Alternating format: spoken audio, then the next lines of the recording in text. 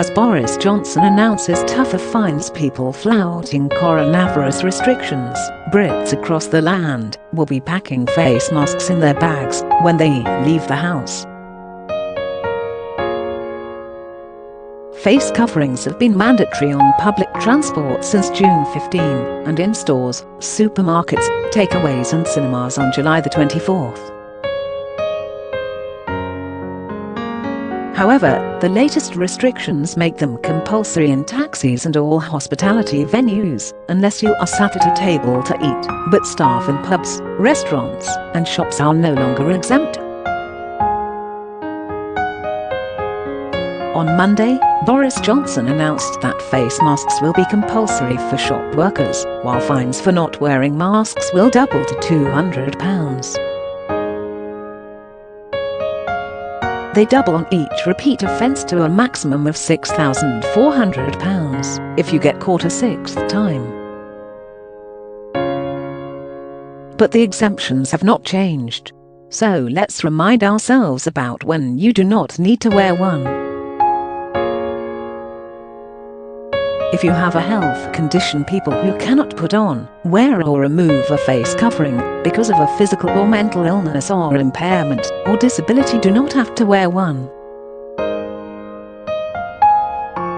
So if you have asthma, chronic obstructive pulmonary disorder, COPD, cystic fibrosis, chronic bronchitis, emphysema or lung cancer, you have a reasonable excuse. The website Autism said the rules around reasonable excuses also cover passengers with autism. You will also not get in trouble if you take a mask off to take medication. What is your view? Have your say in the comments below. Police officers and other emergency workers are exempt, given that this may interfere with their ability to serve the public. This only applies when they are on duty, of course, and they can choose to wear one. Paramedics, firefighters and border force officers are included in the exemption. Children, as with public transport, children under 11 will not have to wear a face covering. Public Health England does not recommend face coverings for children under the age of 3 for health and safety reasons. Also, young people asked to prove their age with a rail card or a form of ID can remove it to show they face to an official. If you are with a person who has impaired hearing, the government states you are exempt. If you are speaking to or providing assistance to someone who relies on lip reading, clear sound or facial expressions to communicate.